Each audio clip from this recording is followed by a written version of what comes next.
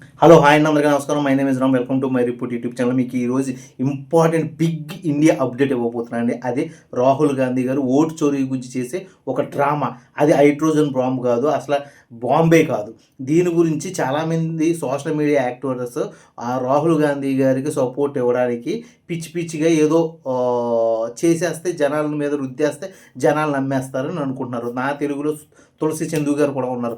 ఆవిడ కూడా ఏదోగా చేసేస్తున్నారు, బలవంతంగా రుద్దేయాలని ట్రై చేస్తున్నారు. అసలు దీనికి నా దగ్గర ఉన్న ఉదాహరణలు కారణాలు చెప్తున్నానండి. మీకు మాత్రమే ఫేక్ ఓట్లు కనిపిస్తున్నాయా రాహుల్ గాంధీ గారు? ఇంకెవ్వరికి కనిపించట్లేదా? మీకు మాత్రమే కనిపిస్తున్నాయా? వీళ్ళు అలాగే దొంగ ఓట్లు క్రియేట్ చేసుకుంటే, ఇప్పుడు బ్రెజిల్ అమ్మాయి మీద 200 ఓట్లు బీజేపీ వాళ్ళు దొంగ ఓట్లు క్రియేట్ చేశారనుకుందాం. మీరు క్రియేట్ చేయరా? ఆ తెలివితేటలు వాళ్ళకే ఉన్నాయా? పోనీ ఇదంతా పక్కన పెడదామండి. ఇప్పుడు మీరు మద్దతిస్తున్న ఆర్జేడీ పార్టీ ఎవరు లాలూ ప్రసాద్ యాదవ్ ఉన్నారు కదా, ఆయన కేటగిరీలో చూసుకుందామండి. అక్కడ మీరు దొంగ ఓట్లు పట్టుకున్నారండి. ఆ లోకల్ బాడీ ఎలక్షన్ జరుగుతున్నప్పుడు, అక్కడ ఆ స్టేట్ ఎలక్షన్ జరుగుతున్నప్పుడు వాళ్ళందరూ ఏమైపోయారు? అక్కడ ఉన్న సోషల్ మీడియా యాక్టర్స్ ఏమైపోయారు? వాళ్ళెవరో చూపించింది మాత్రమే మీకు కనిపిస్తుంది. గతంలో కూడా కర్ణాటకది మీరు తెప్పించుకున్నాను అంటున్నారు. ఇప్పుడు నాకు ఒక విషయం చెప్తానండి. హైదరాబాద్లో ఎలక్షన్ జరుగుతున్నాయి, జూబ్లీహిల్స్ కాన్స్టిట్యున్సీలో. దీంట్లో BJP and Congress and BRS పోటీ చేస్తున్నాయి. ప్రతి ఇంటికి వచ్చి ఓటు చెక్ చేసుకుని వెళ్తున్నారే, వీడు ఉన్నాడా లేడా, ఓకే, వీడు ఫేకా కాదా, కనీసం వాళ్ళకి వీడు ఫేక్ అని తెలిసి ఇమ్మీడియట్లీగా ప్రెస్కి రిలీజ్ చేస్తారు కదా. అలా ఎక్కడా జరగట్లేదు కదా.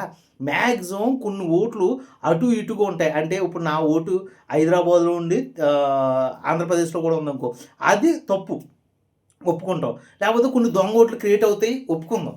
కానీ ఇంక ఒక అమ్మాయి మీద 200 దొంగ ఓట్లు క్రియేట్ చేసేసి అంత టెక్నాలజీ లేని రాష్ట్రం మన దేశం అని మీరు ఇంకా క్లారిటీగా ప్రోపగండా చేసేస్తే ఇది నమ్మడానికి జనాలు రెడీగా లేరండి.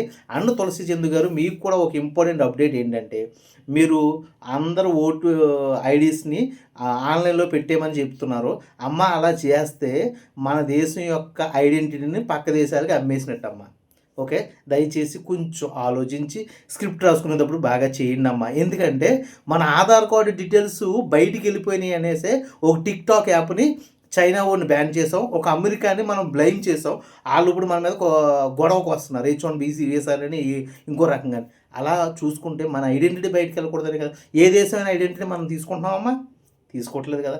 ఫస్ట్ ఆఫ్ ఆల్ మనం దాచుకుని మనం ఎంతమంది ఉన్నామో తెలియకుండా మనం చేసుకోవాలి. లేకపోతే మన ముఖం పోలినోడు పక్క దేశంవాడు మన మీద బాంబేయడానికి వచ్చి ఇదే ఆధార్ కార్డు చూపిస్తే దయచేసి అర్థం చేసుకోండి, ఇది ఫేకు.